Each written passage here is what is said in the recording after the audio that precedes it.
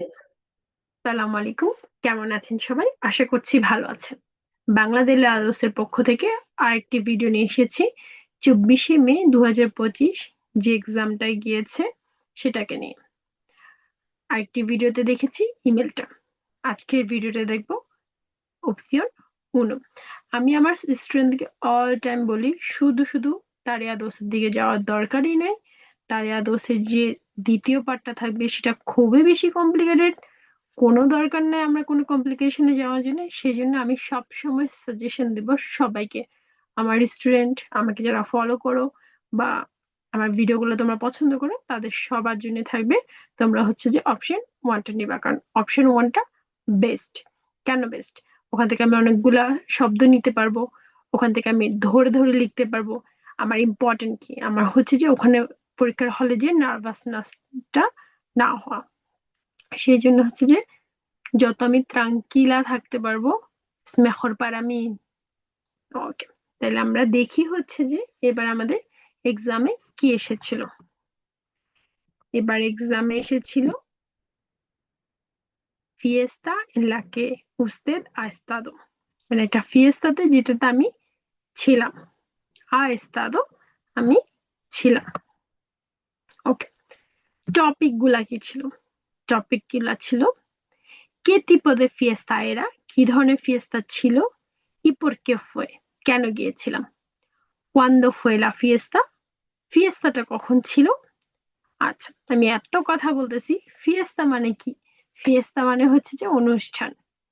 আচ্ছা, cuándo era la fiesta, অনুষ্ঠানটা কখন ছিল।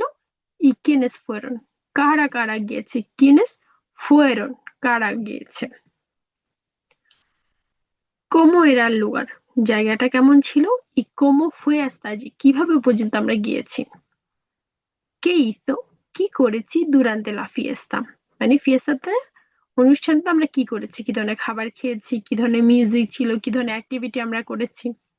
ওকে, ¿qué es lo que más menos le gustó a usted y por qué, আমার কি ভালো লেগেছিল বা কি খারাপ লেগেছিল, কেন।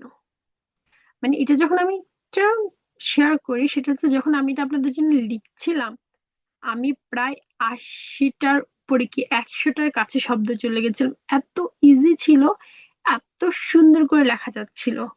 মানে এটা পরীক্ষাটা অনেক ইজি আসছে। মে মাসের পরীক্ষাটা বেস্ট আমার মনে হলো।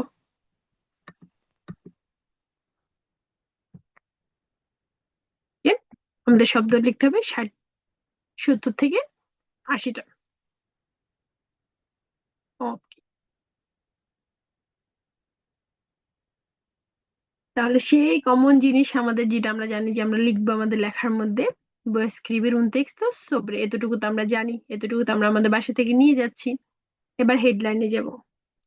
ফিয়েস্তা, una fiesta, একটি ফিয়েস্তা, একটি অনুষ্ঠান। en la que a, আপনি আমি বলবো এ estado.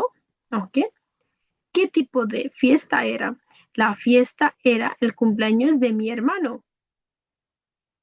¿Y por qué fue? কেন গিয়েছো? y fui porque es mi hermano favorito.